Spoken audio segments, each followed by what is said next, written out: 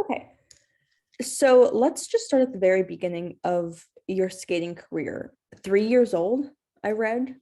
How Yes. did that happen? So I grew up, my parents were both roller figure skaters. It's just kind of a family thing. Actually, even further back, both sets of grandparents met at roller rinks. They weren't competitive skaters, but my parents were. They even skated team together for a little bit. So by the time my sister and I were born, it kind of was like I was in the rink when I was 10 days old. They took me to meet everyone. So by the time I was walking and my sister was born, they were like, all right, we're gonna just toss skates on and see what happens. It was just for fun. A lot of parents will do that when they're skaters or they go to the rink a lot. So that's when I first had skates on. I started competing closer to like age 7 or 8. Um, and then my first nationals was 2005, and it's just gone since then. You're the very first roller figure skater I've ever personally even heard of. I feel like that is a conversation that you have rather frequently based on the content that you're putting out on your Instagram. It How does is. someone get into roller figure skating? Do they come from figure skating or do they come from rollerblading? I mean, it seems like a rather There's niche industry. Yeah, so there's a lot of different ways people get into it. We had a lot of the kids from my generation of the skaters came from generational skaters. So their parents, their grandparents, families that have just been involved for a really, really long time. There was that, or you went to a birthday party at a roller rink and you found out they had classes and you started doing the classes and then you were like, oh, this is cool. And you kept going and found out that you could compete. That's kind of how it's been for the last 20 years, which worked for a while. I mean, actually longer than that. It's been like that for a long time. Now things are changing because you see a lot of roller rinks closing, which is tragic because, that's kind of where our sport has been. But as it's been changing and evolving, you see a lot of new coaches coming into the game and they're introducing it as not just like a hobby or not just something you do at a birthday party. Now it's a sport. So people are using social media marketing and connections to schools and connections with other community programs to build up sports programs as opposed to just hobbies. So the sport is evolving, which is beautiful because now people see it and they're like, oh, that's a sport. Or they're starting to hear about it and they're like, oh, you can do this. And it's not just because they went to a birthday party and accidentally found out about it. It's now getting like really pushed as a sport. Even at like the world championship level, all the big competitions now have social media and they have live streaming and easier access to watch and experience these competitions and these high level athletes so the kids can be like, oh, I want to do that. So that's kind of where it's headed now. But for the most part, like growing up for me, it was just you went to a birthday party and found out about it, or your parents did it, or something like that. Can you talk me through the difference between roller figure skating and figure skating on ice? Yeah, well, to be fair, it's almost the same sport. We have almost all the same disciplines. We've got the freestyle, which is jumps and spins. We've got dance, which is kind of like ballroom and contemporary mixed together. We've got pairs, which is freestyle with two people, and team dance, which is dance with two people. And even the big events like show group and precision, which on ice they call synchro, almost all the same, and our judging system is pretty darn identical. Of course, we have major differences. Our skates are heavier, so it's a little bit harder. We don't have as many people doing quad jumps as ice skating it does. Couple other differences, I guess. There's some things that you can do on ice that you can't really do on rollers, and same things with roller skates. We do spins on our back heel wheels. They're called heel spins. You can't do that on ice because your pick will go straight into the ice. So there's things that we can do a little bit more easily and things that ice does a little more easily. But when it comes down to like the fundamentals, the basics, it's all pretty much the same. And then do your teammates come from figure skating? Do they have figure skating backgrounds or do they all come up through roller? So most of us have just been roller skaters growing up. Some people do both, and then some will choose roller. over ice. When I was little, my parents even let me try ice, and I said it was too cold. So I went with the roller, which I'm so glad I did, because this is just my life and I love it. But yeah, there's some amazing, incredible, iconic ice skaters that started on roller skates.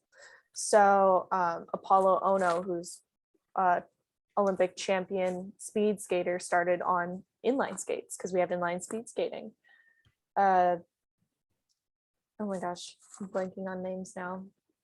We have so many that started on roller skates, the Tara Lipinski and others. They had wheels and blades, and you just kind of choose one or the other, and just depends on who you are. But for the most part, most of the skaters that like I know, we all just did roller more and started on roller and kept going with roller.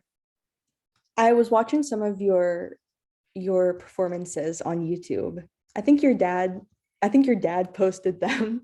Yes. And I was just wondering what goes into choreographing a routine, because there are a lot of movements that I don't see similar to figure skating on ice. And I was just wondering, like, how do you put the moves together, and what's the process to choreographing something like that? Yeah. Well, so it has actually changed significantly in the last 5 years. With a lot of programs in the past, it was kind of just your creative mind and whatever you could come up with. We didn't have a lot of requirements or things that you had to do. And now things have changed completely. So for example, I do dance, which is like ballroom on skates. It's primarily footwork based, edges, really good control over your skate. When it comes to every single turn we do, though, they're all perfectly crafted to make the routine. So a footwork sequence, for example, has to have 10 turns, totally different turns, 5 on each foot. It has to be between a rocker, counter, bracket, and a traveling or a loop. And you have to just spread them out throughout the footwork very evenly, balanced with 3 body movements and other steps for speed. But they have all these rules now. So now, as opposed to the past where it's just kind of like whatever you come up with, now it's like, oh, we have this structure, and now you have to be creative within the structure. And a lot of coaches don't like these changes because they think it's too confining, but it's really just like, here's a blueprint, go be creative. And especially with mandatory body movements, now you see people getting really creative. And anytime I go to a competition, I see body movements I've never seen before. I see people doing very unique just positions for creativity, and it's really cool. So now that we have all this structure, it's a little different. But in the past, especially like when I was a kid, it was really just whatever your creative brain came up with. How many people are involved in that choreography session? Is it just you and your coach, or is it your coach specifically? How much input do you have? Yeah. So it's a little different per person. For me, I started actually helping choreograph my own programs around the age of like 12. And that's just because I had a coach who he and I were on the same brainwaves. He would start to do something and I would kind of already see where he was going next. So by the time I was like 12, 13, it was kind of like he would start asking my input or be like, is this comfortable? Like, where do you see this going next? When you're a kid, you kind of just do what they tell you. And like with the younger ones I'm working with, or kids who are less experienced with choreography, it's like, that's kind of where I'm at. It's like, oh, I'm just going to choreograph this and you're going to do it. But now, like as I got older, I started having a heavier hand in my choreography, which has alternatively made me a better choreographer now, because now that's what I do. But yeah.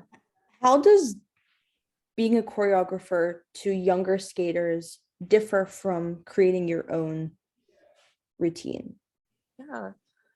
Well, it's interesting because I've been working with skaters that aren't my own. I've been flown out to like recently I went out to New Jersey to work with a group of skaters, and they a lot of them, I didn't really know their skill levels. I kind of had to make the routines without knowing everything they could do. So I've kind of started with the foundation. It was like, okay, we're going to have these body movements. We're going to try these connecting steps. We'll do this footwork. And then I got to go in person and work with them and see them. And I was like, okay, we're going to change this a little. We're going to alter this a little to make it move faster. You kind of have to work on the fly and try a couple things before you find the right balance, especially if they're not your skater. For the ones that are my skaters that I've been working with longer, or that like I know what they're capable of or what they're capable of trying, it's a little easier because you know what's everything that's in your toolkit.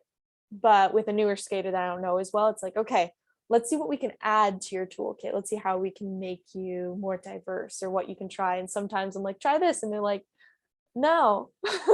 And I'm like, try it anyway. And then they find out they can do it and they get really excited. And I'm like, well, we tried it. That's good. So it's just kind of an experience of like, how far can we push this? How much do we need to pull back? What's going to make the skater feel most comfortable and look most comfortable?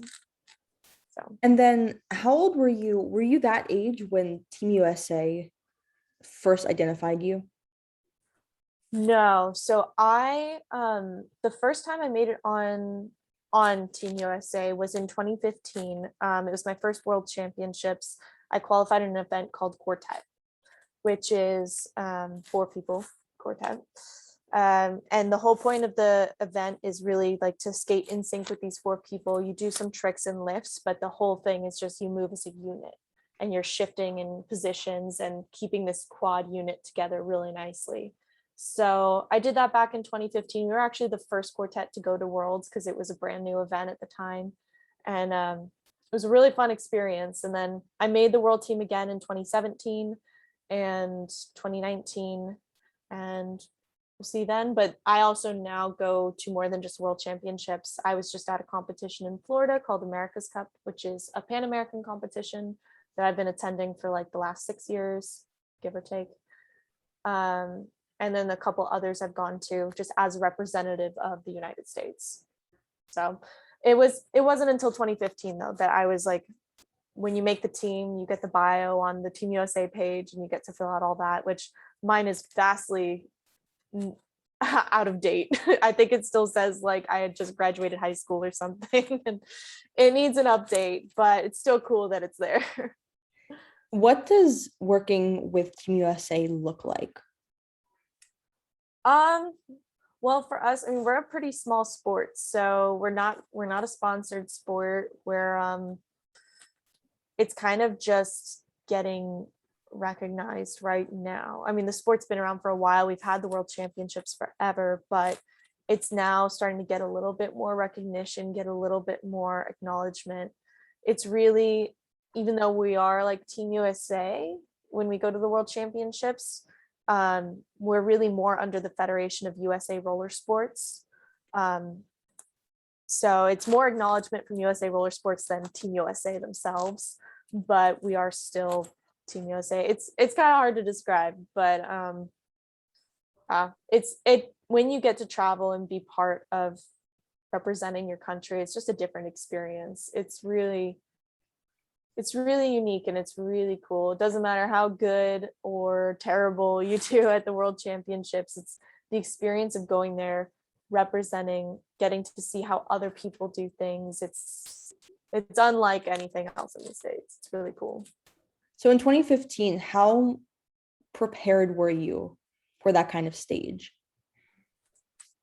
Well, I think our team did okay. So it was the first time anyone had done quartet in the United States. It was a brand new event, and I was skating with my sister and these 2 other sisters from our rink. So 2 sisters. We did a Romeo Juliet thing, which was very ironic and funny. It's 2 households, but we had been training for most of the year, just getting used to what quartet was and trying to figure it out based off the few videos of it that existed and the rules. And it was really kind of not really a guessing game, but just like, we hope this looks good and we hope this works. And we trained pretty hard for it. We ended up 11th out of, I want to say like 32. So we didn't do too bad, but it was definitely a learning experience. And we only got to do quartet for 1 year because one of our girls, we pulled her out of retirement and she was like, you get 1 year for me. And we're like, okay, 1 year's good enough. And we went to Worlds with it. So it was good. But yeah, it was a learning experience. I think we were prepared, but we definitely, like, if we kept going, we would have had so much to learn. And quartet in the last 11 years, 12 years, or sorry, 6 years, 5 or 6 years has changed drastically. So it would have taken a whole other level to keep going in quartet, but we're happy with what we did. And I'm happy to hopefully one day be like teaching a quartet and get another quartet to go to Worlds, because it is a really fun event. So much more fun when you're out there with other people sometimes, as opposed to just you and all the eyes on you. You're there with like teammates, and it's a unique experience. I really miss it. So you and your sister Ashley used to compete together. Yes? A little. So the way our age, we're about a year and a half apart, but in skating age, we're 2 years apart. So all of the disciplines, or all the age brackets, are 2 years apart. So we only competed against each other when we were really little. As soon as I aged out of the first, like the primary, the first age group, we no longer skated against each other, because now I was older, and every time I moved up a age bracket, she moved up. So we would just always move up. So we really never competed against each other, with a few exceptions here and there. But for the most part, we were too far apart in age. So I think that helped our relationship, because I could not imagine competing a lot against my sister growing up. Does it help training wise to have her kind of be able to be in your shoes? Well, I don't think she's, I mean, it does help now as we're older. I think when we were younger, there was always, even though we didn't compete against each other, there's always a little bit of like headbutting here and there and whatnot, because you're kids or you're teenagers, and that's what happens. But now that we're older, we actually live together, and we still train together, and it's a little bit different because now we're older and we support each other, and we sometimes listen to each other. It depends on the day, but we're able to really like just be there for each other. If I need someone to record a segment to send to my coach, or if she wants me to help her replay something in slow motion so that we can talk about, like, we're there for each other. So now I think it's really good to have each other and to have someone that fully understands the stress of the sport and what we're trying to accomplish, because it's so hard to find people that totally get that. It's my best friends, or like my close friends, like they'll understand and they're super supportive, but they're not fully in it. They don't fully get it. So it's nice to have my sister with me for that. And then what do you feel when the music starts on a routine? Oh my gosh, so many things. So normally before I even go out, I have to pee, like nobody's business. Like I feel like I have to use the bathroom like 20 times before I go out. And then as soon as that music starts, it's kind of like there's like that exhale moment that they put in movies. Like it's full, that's legit. That fully happens. There's that moment where you're just like, and it starts and you go. And it's different for everyone, but like for me, I feel like I focus in on the music, and I try and block out like the audience and everything.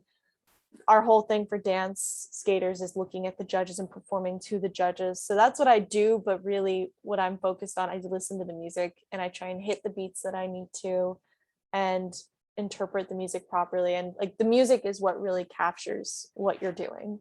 So every year when I'm choosing my music, I always make sure it's something that like I can really connect to. I can find like the story behind the music or whatever. So as soon as that music comes on, that's when the mindset changes. That's when my bladder's good. I don't have to pee anymore. And it just, everything kind of settles in and you're like, okay, here's where we've got it. I'm in, I'm locked in. And then the performance, there was one performance that I saw where the music that you were performing to was not necessarily like upbeat, but it also wasn't classical. It was more like spoken word over like a background track. Is that normally what you opt for? I actually try and do something very different every year. So I don't like getting trapped in the box of like, oh, this is something she does all the time. But like she always skates to this type of music. I hate that. I want my routines to all be different in variety. And there's sometimes like I'll gravitate a little more to certain genres, but for the most part, I can't even think of a routine where I'm like, yeah, I've done that style multiple times, because my goal is just to be as different as possible every time. So that year though is a really special year. I still am obsessed with the movie Inception, and the soundtrack from it is Hans Zimmer, who is I love Hans Zimmer, best composer. His soundtracks are incredible for everything he does. But specifically that piece from Inception called Time, it's one of the last pieces in the film, is just so profound and beautiful. And I had been wanting to skate to it for a while. So we finally were like, all right, this is the year, let's do it. And we cut the music up and we created this story, because the music's called Time, about like going through life. So we started the routine kind of playful, innocent, and then it just progresses through heartbreak and work and what is it like it. We had this whole story that we constructed behind it, and some people like watching the routine, they're like, oh, I fully get it, like this is amazing, it's really cool, like this is different. And a lot of people were less inclined there, and they were like, I don't get it, that's weird. So we're like, okay, let's make this really straightforward. And I wrote this poem, and my coach at the time, we had her father do the voiceover for it, because he's got an incredible speaking voice. He used to be an announcer at nationals for years. So even on top of him having a great voice, everyone at the national championships knew that voice, because we all grew up hearing it. So it was something that just became this really special project that was more than just, oh, cool music, I like it, I connect, let's go. Like it really became a whole artistic piece. I've yet to do anything as I guess I've done very artistic programs since then, but that one was just so much extra that we did with the voiceover and the poem and everything. But that was definitely a more unique project on my end, and I still love that routine. It's one of my favorites. But yeah, it was definitely a different kind of routine. What's your favorite routine that you've done so far? Where was it, and how did you score? Oh my gosh, you can't ask that question. There's so many. Oh my gosh. I mean, so one of my all-time favorites was probably my 20, oh gosh, what year was it? 2013 freedance was the first year I did a world-class event. So in skating, we have all of our domestic events, and then we have events that qualify for the world championships. At Worlds, we have junior and senior. So junior is below 18, senior is above 18. So my first year doing junior world-class dance was in 2012. And I was still learning, I was still getting there. I wasn't quite ready for world championships yet, but the routine was a Les Mis routine. I'm a theater nerd, so close to my heart. That was the year that Les Mis movie came out, and I saw it and I looked at my coach and I was like, that, I need to skate to that. And we created this routine that we both just loved. And there was something about it, even to this, like technically it was a difficult routine and I performed it really well. But I just remember I was, before I skated the routine, I was in like 10th place. So not very high up, but after I skated the routine, one judge had given me first place ordinal because they just loved it. And I think I ended up that year probably in like 9th or something. I don't remember, but it was something where like that was like the first acknowledgement of, oh, we really like some of the stuff you do. Keep working. I don't know. It was a good year and I really loved that routine, but it's so hard to choose like my all-time favorite, because I've done a Willy Wonka routine that was super like quirky and weird, and I got to be like Willy Wonka and just like fantastical, and that was amazing. And I did a really deep routine about depression and suicidal thoughts that spoke to a lot of people and really spoke to me too. And I taught myself like different ways to move so that the routine would physically look different, and that was an experience. And oh my gosh, there's just been so many routines at this point, but I don't know, those would probably be some of my tops. Oh, and then there was the year the lights turned off on me.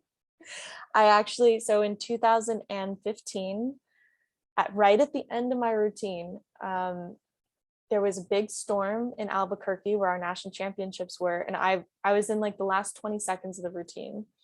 I'd completed all of the required elements. It was just kind of like the last part. The power in the whole building went off. The whole building, lights, music, everything just shut off. And it's in the video still. You hear everyone just like gasp and go like, oh my God. And then it comes back on and they cut the music because they were like all freaked out. I like look over at my coach and I just remember seeing like kind of speaking with our eyes. We kind of knew they weren't going to choose me for the world championships. And it was kind of this acknowledgement of just finish it, just keep going. And so I did. And the whole audience just erupted. Like they are just cheering me on in like the last 10 seconds of this program. And it was one of the most emotional programs I've ever like finished. I think I cried for like 15 minutes after it, like because too many emotions going through my head. And I ended up that year actually in 4th place. So didn't qualify for Worlds, but my scores were really high and after that program. So I almost qualified. I just didn't. But I just remember how insanely like positive it was, like the audience reacting like that and me finishing this emotional program. And I don't know, it was a really good experience, even though I didn't make the team and that hurts. But it was more like I got that support and I got the audience and I got everything. It was just together. And then the lights went out and I was like, oh my God. It was just something that people don't forget. And people still bring up to me, even though it was 6 years ago. So I was a crazy experience, but yeah, probably that would make it up there too in my top moments. How many, I know we've talked about worlds thus far, but how many domestic competitions do you go to a year? It's kind of hit and miss. So every year for like the last 6 years, I've been going to a competition here that we hold in Florida called America's Cup. I just came back from it. It is an international competition, but we hold it here, so I'll call it domestic. That's been a pretty regular one I attend because it's early in the season. No one's fully ready for it. It's kind of like a first outing, like you just do it. You do it and you get through it and you show that you're already invested in this season. And it's a good one to go to, but it's rough because January for a summer sport is very early. So there's that. There's a couple others that I've attended in the past, but it's kind of hard once you get to the highest level of competition. I only have so many competitors, so there's only so many competitions I can go to where I will have competition. I guess like in the last couple of years, with the exception of 2020, there's maybe like 4 or 5 domestic competitions I'll go to, but 2020 was the first year we were planning multiple international competitions. Of course, we're looking at like 5 or 6 different ones we were going to attend, including Europe and South America, and then it just didn't happen. So this year we're doing the same thing because competitions are kind of back on. It's not as tedious. It's like, no, we're planning this and this and we're going to make them happen. So we've got about 3 or 4 international competitions we're looking at right now for travel, training and travel. And but domestic, it's pretty hard. There's only so many people in my event. So now I really only compete like 3 or 4 times in the US before the national championships. And then what does the off season look like for you? I mean, do you truly have an off season? No, it's off season is more like after nationals or after the world championships, depending on the year. It's kind of like that season of trying new things. So maybe you're starting choreography for the new program, or maybe you're trying new elements. The rules have been changing every year. They've been adding new things. So right after Worlds is like that time where you start playing. You're like, okay, I can get more points if I try this new rule that they added. So let's see if I can do it. Let's see if I can manipulate this or make this better than last year. So you're kind of going back to like that toolkit I was talking about in choreographing. You're kind of expanding your toolkit in the off season. For like freestyle skaters, maybe you're trying a new jump, a new triple, or you're adding something new that you weren't doing at nationals. For dance skaters, maybe we're trying new body movements or trying to make one of our segments harder than it was last year. It's kind of just the off season really is the trial and error period. Then as season starts to come around, it's the cardio building. And after every competition, it's the, okay, this didn't work, so let's tweak it. So it's like the tweaking time. And then once nationals comes around, should be prepped and ready to go. And then what does it look like when you found the perfect music? I mean, do you know immediately?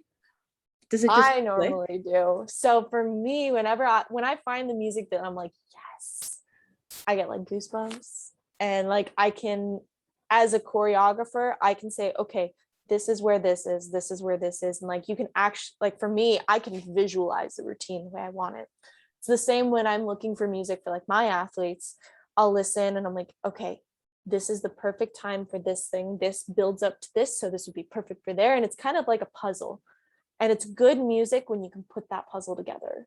It's the right length of time. You only have to do minimal cutting, or you can just visualize how it's going to happen. But for me, like when I'm picking my personal stuff, I'm like, I get the goosebumps. I get the chills, and I see the performance in my head, and I'm like, that's the one. That's the one.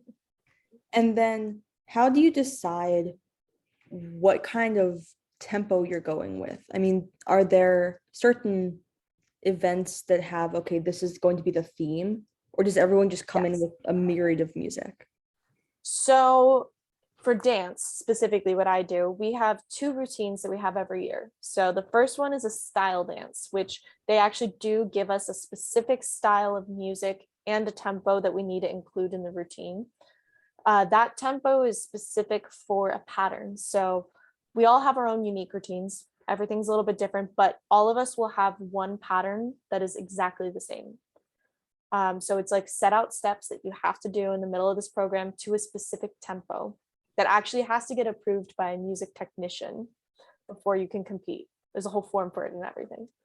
But the style dance is very specific. So last season I had a Latin medley, and we had to have a rumba with a tempo of, oh gosh, I want to say 100, but I might be off on, oh no, 98. It was a 98 rumba, and you can go up and down by like 2 beats. So very specific. But you just have to make sure that like your music fits that tempo, you cut it in, you have enough time to get through the required steps. And then the rest of it, you have a couple different medleys you can go with. So because we were in the Latin theme, you could do a samba, you could do, oh my gosh, I'm gonna blank on all the other Latin medleys right now, but it changes every year and they give us those requirements. So this year it's a little different. We're doing a modern medley. Our practice music was Ed Sheeran. Yeah, it's a little different. This one's different this year, but we all like it because it's kind of fresh. So our choices were rock, pop, techno, house, rap, like very different. But a lot of us, especially like seeing some people at this last competition trying it out. So I'm skating Ariana Grande. I skate to Kaleo and some of his rock music. And it was a really interesting, diverse choice. And we like it because that gave us a lot of freedom. The only thing we had to include was a song that had a 104 beat tempo. And we could actually choose instead of having them tell us, okay, it's a rumba or it's a tango. They're like, no, you can choose. Just make sure it's 104. So we had a lot of choice this year as seniors. The juniors are different. Every age division, or the 2 age divisions that have a style dance, were different. But yeah, that's the one routine where they do give us specifics. In ice, it's called rhythm dance. So they do have this in ice. It's just a different name. But when it comes to the free dance or freestyle programs, it's up to you. You can choose if you want to go with a slower song or a faster song, 20s or modern or tango, whatever. You have a lot of freedom in this. And it comes down to what the skaters or the athletes really prefer to skate to, and what the coach likes, and also what the choreographer's comfortable with. So I know with the girls in New Jersey that I worked with, such a variety of music, from one of their younger kids doing Moana to one of their older kids skating to Sia. Like it was just this wave of, okay, let's find ways to interpret all of this. And they did such a great job. They're still working on it, and but they look great, and happy to always create more choreography. It's so much fun. But yeah, it just depends on the skater. With something that is so choreographed so perfectly to the music, how does visualization ahead of the performance play into it? Oh, it's so important. Um, so one of the things that I do like pre-competition and even just like before I go to bed at night, like especially right before competition, like you listen to your music, you have to know where every movement of the hand or nod of the head, where every little piece comes together. It's just what creates the full package of the performance. So really taking your time to sit in your music and live in your music, listening to it over and over, so that even if you're behind in your music, like if you're off a little bit, you're like, okay, even though like I can't do this head tilt here, 2 beats ahead, it'll still look good. So being able to identify, okay, where can I still make this look like I'm not messing up? Because the judges don't know your routine. They're not going to have it memorized. So if you know your music so well that you can pick it up and make it seem seamless, that's the whole goal. So that visualization is one of the most important parts, especially for dance skaters. And then let's also talk about sports psychology resources, because I've talked to a fair amount of Team USA representatives, and some of them have taken advantage of opportunities with the Team USA is presented, and some of them have not. I mean, what kind of availability do you have with someone to work through those kind of principles with you? So unfortunately, I really feel like those opportunities are limited to like Olympic athletes. And because we're not an Olympic sport, we're not funded by Team USA, it's those resources aren't really as readily available, which is pretty unfortunate because it's such a huge part of the sport is the mental side of it. So I know for me, like any psychologists I've worked with have been, I found them on my own. It's kind of been something like through my family's insurance or my insurance, but it's not something that we really have readily available. And it's not something that I think is advertised or talked about enough in the sport. Um, we all go through our own traumas and our own issues. So not really having that pushed as much is pretty unfortunate. I see a lot of coaches that are really trying to change this, and even if it's not like directly sponsored to Team USA because we're not Olympics, coaches are trying to talk more to their kids about this, or they're trying to set them up with therapists or trained professionals. Actually, the team that I was just training with before this competition, they're from Brazil, and they have someone traveling with them that sits down and talks to the kids. She doesn't teach them on skates or anything. She's there to sit down and talk to them between lessons and do like one-on-one psychology appointments. And I thought that was the most incredible thing, because you can train as hard as you want, you can work hard and hard and hard, but if you're not training up here in your head as well, there's so many things that can get in your way. And there's so many things that even the most trained and ready athlete can go wrong up there. It's happened to me, it happens to everyone at every level. So having that conversation with the athletes and just sitting down and saying, this is important, or like, I see you struggling with this and I can't be a resource for that because I'm not trained, but let's see if we can find you someone, or let's see if we can talk about it with a professional, is such an important conversation that I hope to see more of like our organization and our coaches pushing in the future. We're going to transition into finding out and realizing that you had an eating disorder. Do you want to just start at the very beginning of when that you kind of felt yourself slipping into that cycle? Yeah. Well, so I was only about 13 or 14 at the time. I was a freshman in high school. I hadn't really picked up on much. Like I probably knew something was wrong, but was in like full denial of it, because when you're in the eating disorder cycle, your brain chemistry is all over the place, and you're fully convinced that what you're doing is for your better interest and for your health. So in my mind, everything I was doing, oh, I'm preventing obesity, I'm doing this so that I skate better, like this is making me healthier. I had myself fully convinced that I was fine. It was really my parents that picked up on other things. They picked up on how little I was eating, how lethargic my skating was, how many headaches I was getting. I didn't even have too drastic of weight loss, so it wasn't like, oh, she's really skinny, we have a problem. It was other things. And it got to a point where my mom had given me like a health book. She had given me like resources. She'd been trying to do it herself and she knew that she couldn't. So she finally said, just for my peace of mind, let's go to the doctor. Let's talk to a doctor, make sure that you're eating enough. And me being stubborn and thinking I was like totally fine, I was like, yeah, sure. I'll prove to you that I'm taking care of myself because that's what I think I'm doing. And lo and behold, we get to the doctor. They do an EKG, and my resting heart rate was around 31 beats per minute when it should have been up near like the 50s and 60s. So without a beat, they say, we're admitting you immediately.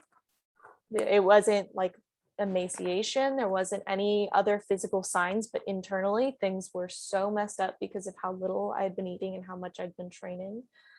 So I was admitted.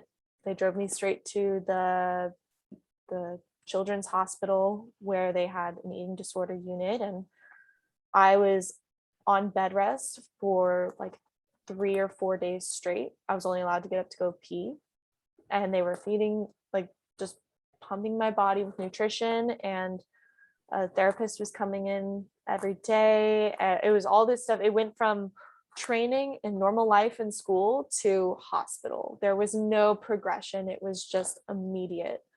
And I remember when I got there, I was like, okay, what's the minimum enough? Like how quickly can I get back to everything? Like I just need to go back. I was in advanced school, I had skating, I had everything. And I was like, yeah, this is just a day, right? And they're like, no, your minimum is 3 days. I'm like, okay, so I'll be out here in 3 days. And they're like,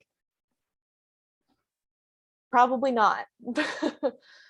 But I was fully convinced. I'm like, all right, 3 days, I'm good, I'll be out of here. And I specifically remember like being in the room by myself before like my parents had come in and the doctors, and someone else, another girl from the unit came by, and I was like, oh, are you new?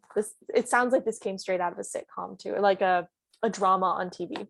She comes over, she's like, oh, are you new? And I was like, yeah. I'm like, I think I have like a subclinical anorexia or something. Like it's not full blown. And she's like, that's what they all say. And then just walks away. And I'm like, you seem like the moody girl in like some teenage drama. Like, why do you have to do that? But she was 100% right. It wasn't subclinical. It was full anorexia. And instead of being out in 3 days, like I thought, I was bedridden for 3 days. And then finally they're like, okay, well now you can walk around a little in your room, but we're still going to use a wheelchair to wheel you to meals, which were literally across the hall. Like I had to get in a wheelchair, get rolled across the hall to go eat, and then come back or do any group therapy or group activities. And I ended up being there for about 17 days. So instead of the 3 days that I was expecting, I was there for over 2 weeks. And it was blood tests every other morning, weigh-ins, trying to get my vitamin or all the different chemicals in my body properly leveled again. And the biggest thing was my heart rate. So the reason I was bedridden for 4 days straight was because in the middle of the night, my heart rate kept dipping below 45 beats per minute. So any time it dropped that low, they'd wake me up in the middle of the night. They'd have a bottle of Ensure, which I still can't look at the stuff without like cringing. And they'd make me drink it. They'd get my heart rate up. I'd be able to go back to sleep. If it dipped again, they'd have to come back in and give me more nutrients. And they would there was one night, I think they came in 4 times to wake me up. And I mean, by the time I left the hospital, my heart rate was stabilized again. It was above 45 beats per minute. In the middle of the night, it was stable, it was good. But my brain, when leaving the hospital, was like, all right, well now we just get back to normal. And I remember like sitting in the car and I was like, oh, we're not going back to normal. This is going to really suck. Because no longer was I allowed to make my own meals. I wasn't allowed to look at labels or count anything. And even though like I mentally had it all up here and I knew how to do it without even looking, I had to really change the way I looked at food and saw food. And I wasn't allowed to control anything I was eating, which just losing that control and what that little sense of like I'm in charge, which I was 14, I wasn't in charge of anything, but I felt like I was. It was hard and it was a huge transition. And that year I went from competing in like 4 different events to just competing in one, because I lost a whole like 2 months of training. And it was heartbreaking to go to nationals in my event. I still skated all right, but I went and I got to just watch the other events I was going to compete in and not compete in them, and had to make some decisions and quit certain events and just focus on my health for a while. And it just wasn't easy. It was really hard, but I had such a good support system around me that was helping me get through it.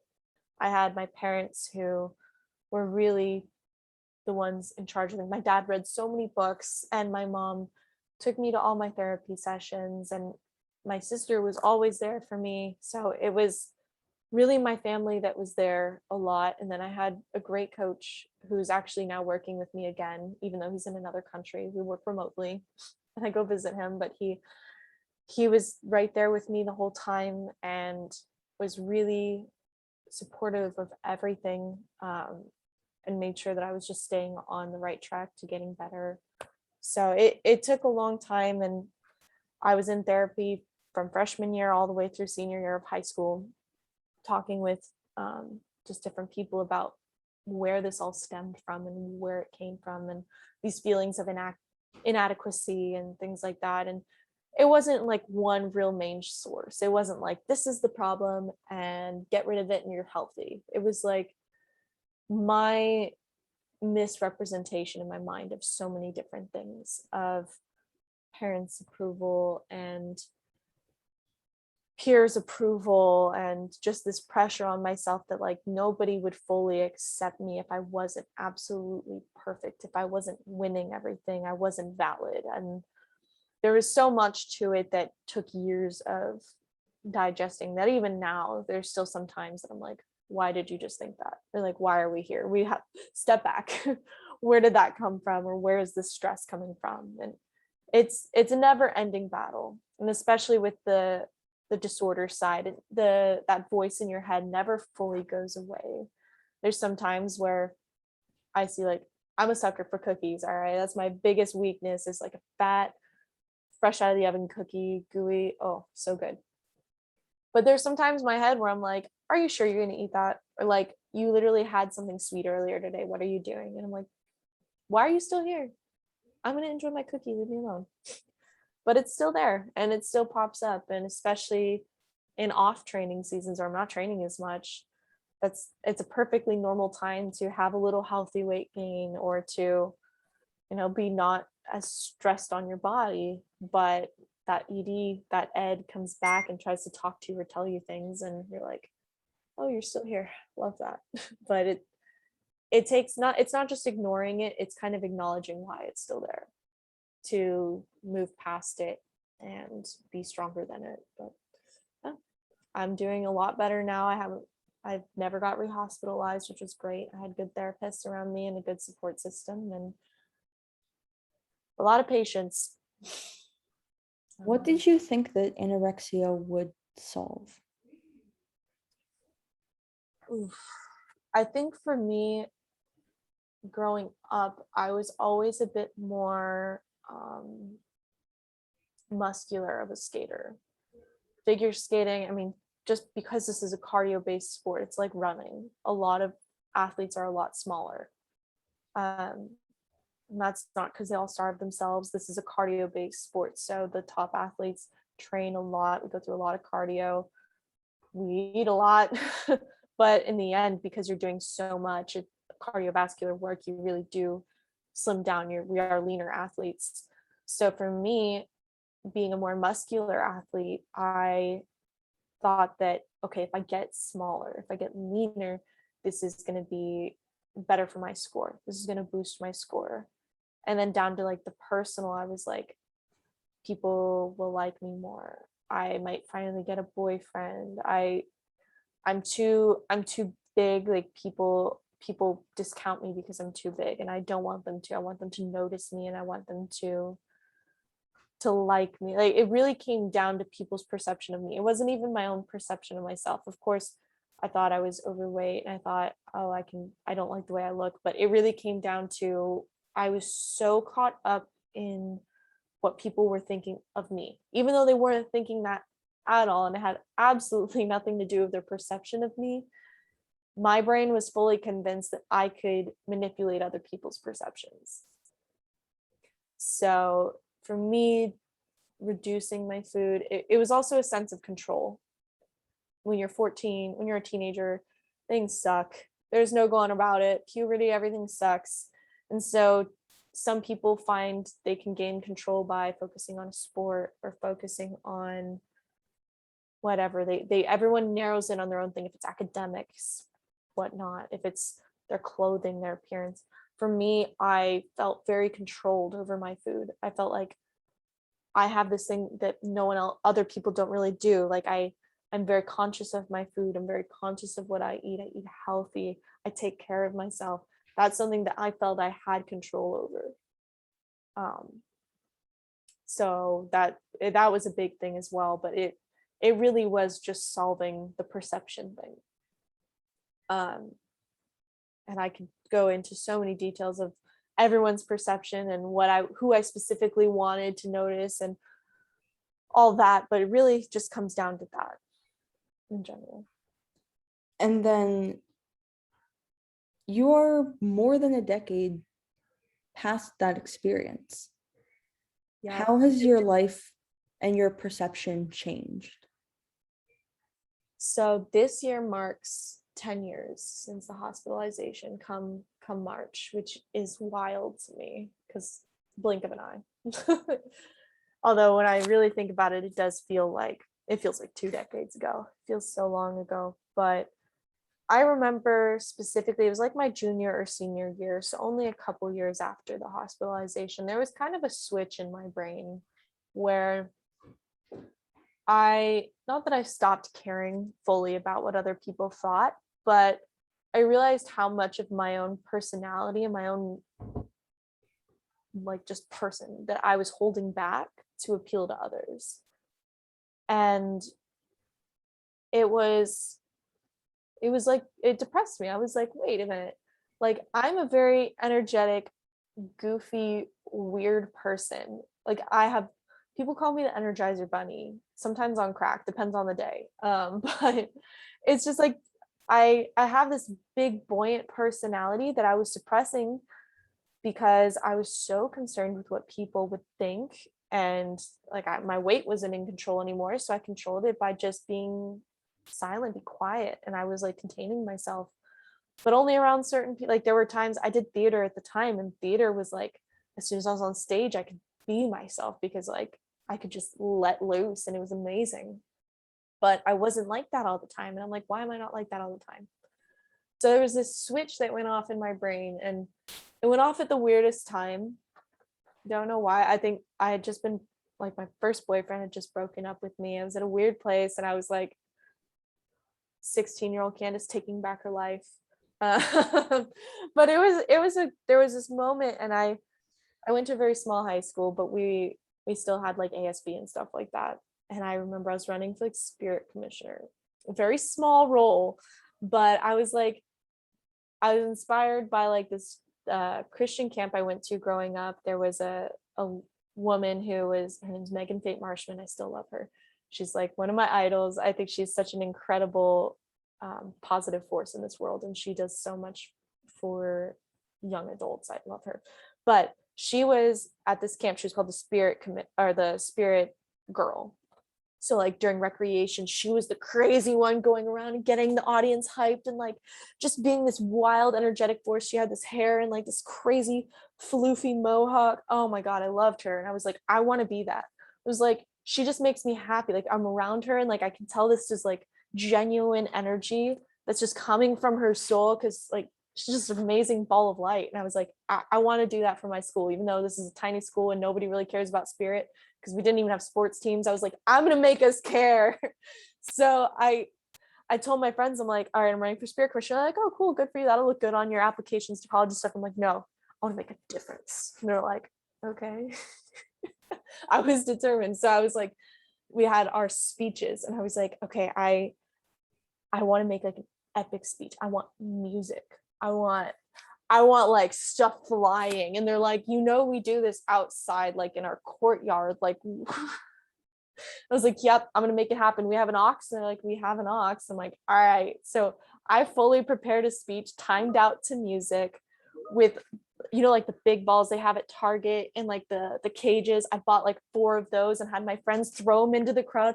I went hard and my friends were like, who are you? You've literally never done anything like this before. And we've been going to school with you for years. I'm like, this is me. And like that was the moment. I had friends tell me not to do it and I was like, I'm doing it.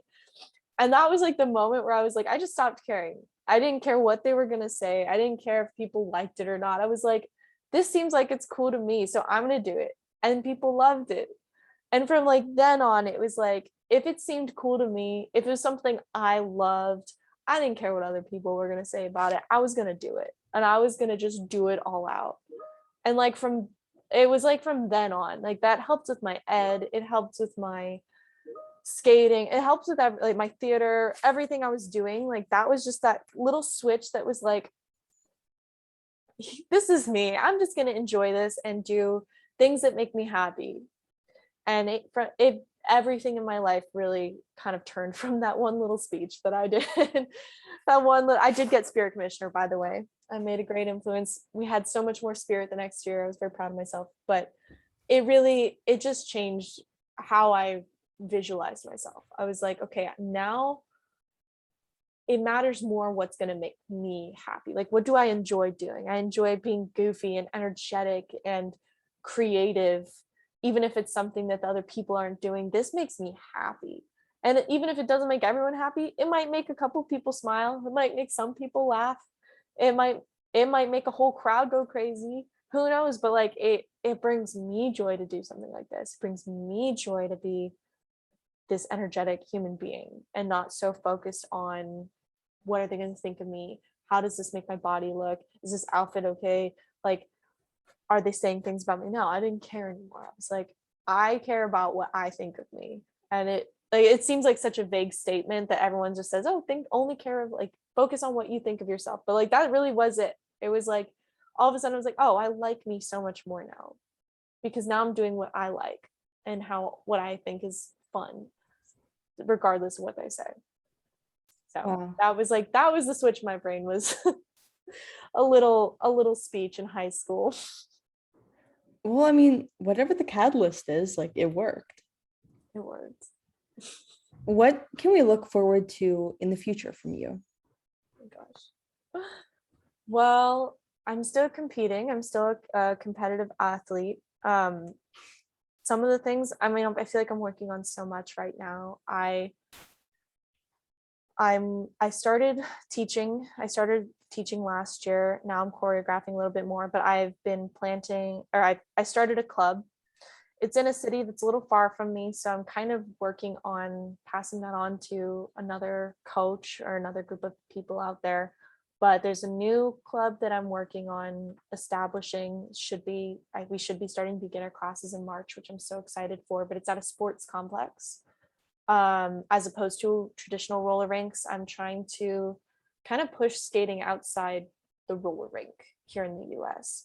In Europe and South America, that's what they're doing is they're going to sports complexes, they're going to basketball and volleyball facilities, and that's where they're teaching because you walk in and you're like, oh, I'm here for a sport. I'm here to be an athlete, not I'm just here because it's a hobby and there's a disco light and it's fun. You're really there for something serious. So this new facility I'm really excited about. We're still working out some of the business details. But our tentative start date is end of March and I'm so excited And on top of that, I've just been trying to create as much content as I can about roller figure skating, just to introduce the world more to it, which kind of just started as me getting a TikTok as a joke. And now people are actually asking questions. And I've got about almost 17,000 followers asking questions. And it's kind of cool. But it's introduced people to the sport, and it's explained the sport to people, and people share it. And I've made more connections to people internationally that I'm hoping to work with one-on-one more. And if that's taking my athletes to them, or if that's me training with them, or even just going to a seminar with them, I'm making more connections and networking. And then even more on the side, I screenwrite just for fun because I love it. I went to school for English because I thought that was going to be very, very useful. It has been in sales and marketing, but really it's I screenwrite on the side, and I've got a couple of scripts, but there is one I'm developing about my experience with my eating disorder. There's a pilot for it, and I'm hoping to develop further, but it's something that I hope one day I can actually get greenlit. I can make some networking connections and hopefully get even more awareness for the sport out there through media. That's amazing. Is there anything else that you think that I missed talking about in your story? I think we really covered just about everything. I mean, there's so much to talk about on an athletic journey. There's coaches and there's enemies, and skating is like dance moms but worse. So there's so many stories I could tell for hours and hours, but I think we really covered like the meat of this experience and where I'm at now. Okay, perfect. So this episode will come out on February 9th. Okay, So it's not too far. if you can just message me a picture that I can use for social media, and I will get back out with you once this is published. Cool. I'll send you a couple because I have some on skates, I have some off skates. I'll just send what I got and you can choose. Yeah, I mean, it doesn't really matter if it's like a headshot or if it's you in action. Pick one that you would like disseminated on social. Okay. And then yeah, if there's anything else you can think of that you would like included between now and then, just DM me on Instagram and I'll put it in the episode. Awesome. Thank And you so much. then This is so much fun. thanks for coming on. Yeah, this is only like my second podcast, but like I really enjoy talking to people about stuff like this. Last one was about movies, but we chose I, Tonya, so we talked a lot about skating. Yeah. So it's cool, but I really like doing things like this. It's cool. Thank you. Well, thanks for hanging out with me. Absolutely. And then I'll reach back out once this is published. I hope you love it. Yes, I had a really good time. So thank you for asking really good questions, really fantastic questions. Thank you. I was like, wow, she's got this really organized. She's got her stuff together. That's amazing. Well, thank you. Of And course. I'll talk to you in a couple weeks. Yeah, thank Have you. a good rest of your day. You too. Bye. Bye.